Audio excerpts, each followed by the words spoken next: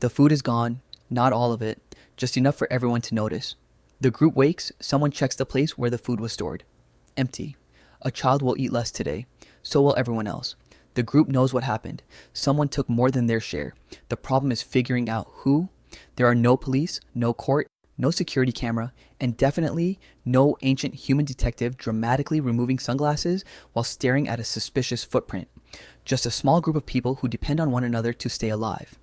Then someone finds the missing food, hidden near one man's sleeping place. Everyone looks at him. He denies it. The group does not believe him. This is not the first problem. He has taken food before, started fights, ignored warnings, and now something more dangerous than hunger has entered the camp. Nobody trusts him. So what do? You cannot call the police. You cannot lock him in a cell. Keeping a prisoner would mean feeding, guarding, and protecting someone who is already making survival harder. The group could attack him. But violence is dangerous too. Someone could get injured. Someone could get killed. Instead, one person points beyond the fire. Leave. The man stares at them, then at the darkness, then back at the group. They cannot be serious. Outside the firelight, predators move through the grass. There is no shared food, no protection, no one watching while you sleep, no one helping if you become injured. The man tries to step back toward the fire. Someone blocks him. Don't come back. For an ancient human, losing the group may have been one of the most dangerous punishments imaginable because humans survive together. And if the group decided it no longer wanted you, staying alive could suddenly become much harder. It is tempting to imagine ancient human groups as simple places. Everyone hunts. Everyone shares. Everyone sits around the fire. Occasionally, someone invents a pointillé rock. Very peaceful. Except humans were still humans. People became angry. People fought. People lied. People took things. People broke rules. And when survival depended on cooperation, one person behaving badly could become everyone's problem. Imagine food is limited. One person secretly takes more. That does not simply make him rude. Someone else goes hungry. Imagine one person repeatedly starts fights. Now, people get injured. Imagine someone refuses to cooperate when danger appears. The entire group could become less safe. Ancient humans did not need written laws to understand that some behaviors created problems. Small groups can use reputation, criticism, ridicule, pressure, food sharing rules, conflict mediation, temporary separation, and other forms of social control. And in extreme situations, violence or expulsion may also occur. There was no single prehistoric justice system. Different groups living in different places and times almost certainly handled conflict differently. But one thing is clear, humans care enormously about what other humans think of them. And thousands of years ago, that could be a matter of survival. Back at the camp, the expelled man walks into the darkness. At first, he is angry. Fine, he does not need them. He can find his own food, make his own shelter, protect himself. He has survived this long. How difficult could it be? Very.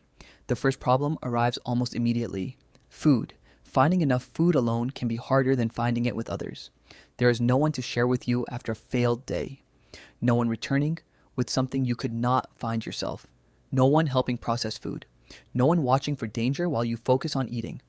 One bad day is now entirely your problem. Then night arrives. The man builds a small fire. He sits beside it. Something moves in the darkness. He turns. Nothing. Then another sound comes from behind him. He turns again. Still nothing. This is going to be a very long night. Inside a group, people can share vigilance. Someone notices danger. Someone wakes others. More eyes watch the darkness. More bodies can defend the camp. Alone, every sound belongs to you. Every shadow, every movement, every suspicious stick that suddenly becomes a predator because you have not slept properly in 2 days. And sleep itself becomes a problem. Close your eyes and nobody is watching. Stay awake and exhaustion begins making everything else harder. But this is where the punishment becomes even stranger. The group did not need to physically hurt the man. They removed something much more powerful: cooperation. No shared food, no shared protection, no shared knowledge, no help during injury, no one to watch while he sleeps, no one to warn him about danger, no one to remember something he forgot. The most powerful ancient punishment may not have been violence. It may have been losing access to other humans. Back in the wilderness, the man is discovering this quickly. He finds food. Not much, But enough. Then he slips. His ankle twists. Pain shoots through his leg. He tries to stand. Now everything changes. Inside the group, an injury was a problem. Outside the group, it could become a disaster. There is nobody to carry him, nobody to bring water, nobody to gather food while he recovers, nobody to protect him if something dangerous notices that he cannot move normally. The same human who thought he could survive alone suddenly understands what the group was actually providing. Not comfort, a survival system. And this creates an uncomfortable question. Why would the group ever let him back? The injured man begins moving toward the distant glow of the fire. Slowly, painfully. Every step hurts. But eventually, the group sees him. Nobody runs forward. Nobody welcomes him, because the problem that sent him away has not disappeared. He is hungry now, injured, desperate, but he is still the same person who stole food, the same person who started fights, the same person nobody trusted. And now the group has another problem. If they immediately welcome him back, what happens next? Does he steal again? Does he learn that warnings mean nothing? Does someone else decide they can do the same thing? Cooperation only works when people believe everyone else is cooperating too. One person secretly taking more food does not simply remove food. It damages trust. One person refusing to help does not simply avoid work. It makes everyone else wonder why they should keep helping. So the group watches the injured man approach and nobody moves. This is where human social behavior becomes strange. Anger can protect cooperation. Reputation can warn others. Gossip can spread information about who is trustworthy. Refusing to share with someone can discourage cheating. Even the extremely unpleasant feeling of being judged by other people can pressure humans to follow the rules of the group. The man reaches the edge of the firelight. He takes another step. The same person blocks him. Now, the abstract problem has become painfully simple. Forgive him. And the group risks trusting someone who already betrayed them. Reject him, and the group may be sending an injured human back into the darkness. There is no easy answer, and we should be careful not to pretend we know exactly how prehistoric people handled every situation.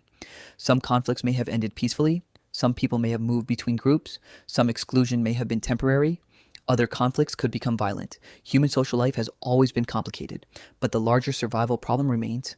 Humans need other humans, and humans can also become dangerous to other humans. So every group faces some version of the same question. How do you protect cooperation from the people who might destroy it? Back at the edge of the camp, the man tries to step towards the fire. The same person blocks him. For a moment, nobody moves. Behind the group is warmth, food, protection, shared knowledge, people who can help one another survive.